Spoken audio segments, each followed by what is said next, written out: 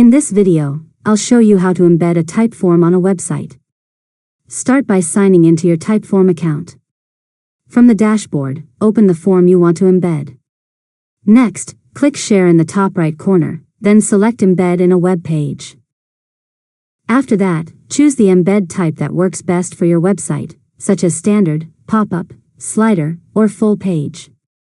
Adjust the available settings to customize how the form will appear. Now click Get the code and copy the embed code generated by Typeform. Next, open your website builder or content management system and edit the page where you want to display the form. Add a custom HTML or embed block, then paste the Typeform embed code into that section and save your changes. Finally, publish or update your website and open the page to confirm that the Typeform is embedded correctly and working as expected.